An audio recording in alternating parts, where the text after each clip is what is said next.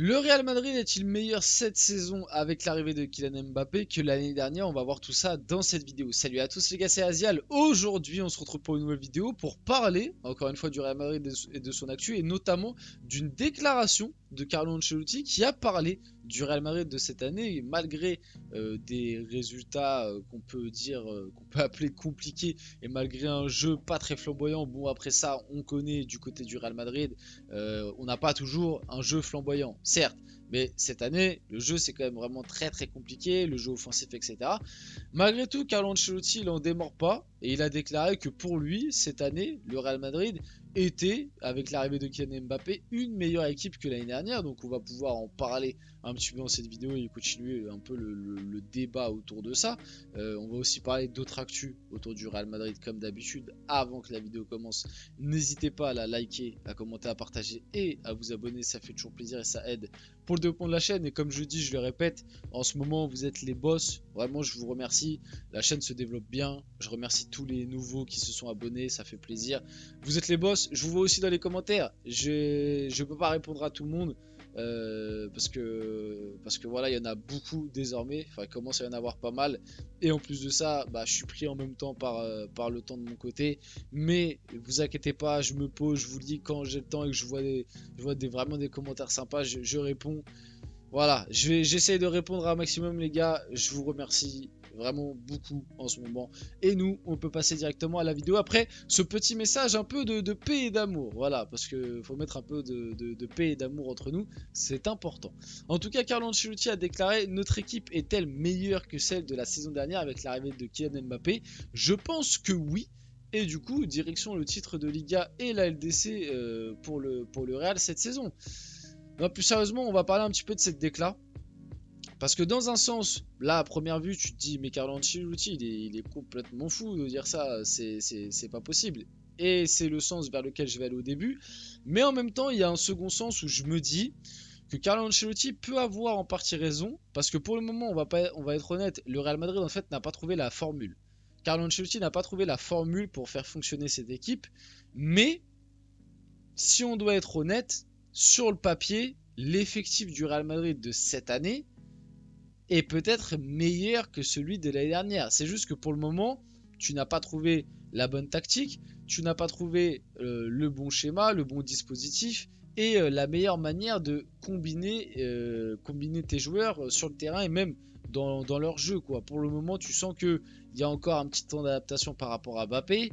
Enfin, en tout cas, j'espère que c'est le temps d'adaptation qui fait que ils ont beaucoup de mal à se trouver avec Vinicius et même avec Rodrigo quand il joue ou avec Bellingham. Bellingham, voilà, tu peux en parler de son rôle. Son rôle est clairement mal défini pour moi. Il faut que Bellingham reprenne un petit peu plus le cœur du jeu et le centre des opérations. Mais en soi, cet avis peut s'expliquer de la part d'Ancelotti si jamais il arrive à faire fonctionner le truc. Si d'ici la fin de la saison, il n'a pas réussi à faire fonctionner le truc, et on va pas se mentir, pour la Liga, ça va être compliqué déjà. La LDC, on attend toujours. Parce que le Real Madrid en Ligue des Champions, ils nous ont habitués ces dernières années à, même quand en Liga c'était catastrophique, même quand le contenu était catastrophique, le Real Madrid, ça fait très souvent quand même minimum demi-finale de Ligue des Champions, même en étant pas bon du tout. Ça dépendra, je pense, du tirage, de qui tu joues, etc. Mais le Real, en LDC, il se passe toujours des trucs spéciaux. On va pas se mentir. Donc la Ligue des Champions, je ne vais pas me prononcer. On va attendre un peu. Par contre, la Liga, je peux déjà me prononcer. Ça paraît quand même très très compliqué. On va pas se mentir. La Liga, ça paraît très très compliqué pour aller la chercher. Tu viens de prendre 4-0 contre le Barça. Donc faut qu'Ancelotti trouve le truc. Faut qu'Ancelotti trouve le truc pour nous prouver et nous montrer ce qu'il veut dire là. Parce que pour le moment, je peux un peu le rejoindre sur l'effectif sur le papier, tu vois, ça fait un peu équipe fut. Comme à une époque au PSG, pour moi, tu vois, le meilleur effectif sur le papier du PSG, c'était l'effectif en 2021. Quand t'avais Di Maria, Messi, Neymar, Mbappé, au milieu de terrain, t'avais Verratti, Paredes, et je dois en oublier sûrement certains. Derrière, t'avais Marquinhos, Sergio Ramos, Kipembe, Nuno Mendes, Hakimi, au goal, t'avais Navas, Donnarumma. Sur le papier, c'était le meilleur effectif. Maintenant, on l'a bien vu sur le terrain, ça a été une catastrophe. Et ça n'a pas du tout fonctionné. Parce que des fois, entre l'effectif sur le papier et ce que tu retranscris sur le terrain, et même la complémentarité des joueurs entre eux, c'est pas du tout la même.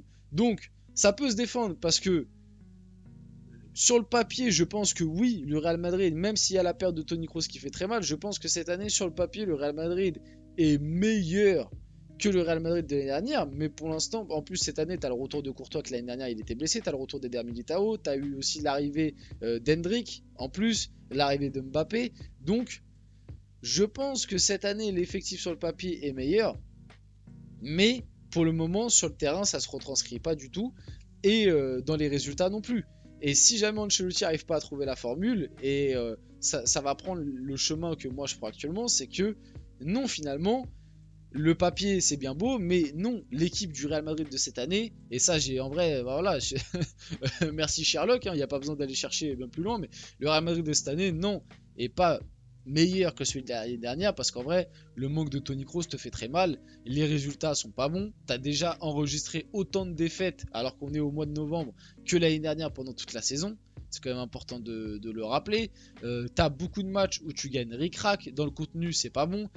Tes joueurs individuellement parlant sont pas mis dans les meilleures dispositions, je trouve. Là où l'année dernière, il y a l'adaptation et l'arrivée d'un Bellingham où directement il a été mis dans des dispositions qui ont fait qu'il a brillé, il a fait gagner l'équipe. Même si, encore une fois, je le répète, l'année dernière, il faut pas trop enjoliver la saison non plus. L'année dernière, le Real Madrid, dans le jeu, c'était très compliqué aussi, surtout en Liga. En Ligue des Champions, à des moments, enfin non, même en Ligue des Champions, c'était compliqué, mais bon, au moins ça cliquait, ça marquait, c'était un peu spectaculaire. Et ils vont la gagner au final. Mais l'année dernière, le Real Madrid, dans le jeu, c'est aussi très compliqué. Mais tu sentais quand même un peu plus de contrôle, d'équilibre. Et moi, je pense que c'est surtout Toni Kroos qui t'apportait ça, dans ce fameux milieu à 4, où en fait, tu avais ce milieu qui savait gérer le tempo. Quand fallait garder le ballon, il le gardait. Quand fallait jouer un peu plus vite, il allait jouer un peu plus vite. Voilà, je pense que il te manque un peu ce régulateur au milieu qui aurait pu être Bellingham. Mais comme Bellingham, il a un rôle depuis le début de saison où ça l'envoie beaucoup au charbon, parce qu'avec l'arrivée de Mbappé et Vinicius, forcément, il y a moins d'efforts devant qui sont faits, et c'est un peu plus compensé par les milieux. Valverde aussi fait énormément d'efforts, mais Valverde fait un bon début de saison, même si le dernier match face au Barça, il a été aussi catastrophique. Mais globalement, son début de saison, moi, Valverde, je trouve que c'est l'un des meilleurs madrilènes. Donc bref, ouais, le Real pour moi sur le papier a peut-être une meilleure équipe, un meilleur effectif. Pour le moment, ça se retranscrit pas sur le terrain et pour le moment, non, je ne peux pas dire que le Real Madrid est une meilleure équipe que la saison dernière avec l'arrivée de Mbappé. Pour moi, on ne peut pas dire ça. On passe un petit peu à la suite. Les mots de Luka Modric pour Kylian Mbappé. Donc ça, honnêtement, cette info date un petit peu. C'était juste après son arrivée. Mais je voulais la mettre parce que voilà, ça rajoutait un petit peu de contexte. Et puis voilà, voir ce que dit Luka Modric sur Kylian Mbappé. Donc il nous dit: je suis heureux qu'il soit enfin là. Il est l'un des meilleurs joueurs au monde et il l'a montré au fil des années. Il a remporté la Coupe du Monde contre moi malheureusement. Ça c'est vrai. Mais je suis ravi de l'avoir dans mon équipe maintenant. Nous allons tous l'aider avec tout ce dont il a besoin pour qu'il s'installe rapidement et montre son talent. Il peut atteindre le sommet. Donc voilà, bon, je vais pas vous mentir, l'intégration de Mbappé, de ce qu'on entend, c'est pas le truc qui a l'air de mal se passer, tu vois. Honnêtement, pour l'instant, c'est peut-être le seul truc où on peut pas dire grand-chose sur Mbappé à la Madrid, c'est que pour l'instant, il y a des soucis dans le jeu, il y a des soucis dans la compatibilité, dans la manière de se chercher peut-être avec ses coéquipiers, etc. Maintenant, de ce qu'on entend, il y a, en tout cas, lui personnellement, lui Mbappé. Bah après c'est normal, il vient d'arriver au Real Madrid. Moi je me doutais bien qu'il allait pas vouloir faire entre guillemets son chef dès la première année en tout cas. Mais de ce qu'on entend, il essaye un maximum de s'intégrer, il ne fait pas trop de vagues dans le vestiaire et en réalité il n'y a pas trop de soucis entre les joueurs eux-mêmes, en tout cas pour le moment. Mais il y a un peu de frustration au sein du vestiaire du Real Madrid, on en a déjà parlé plein de fois sur la chaîne, notamment Bellingham.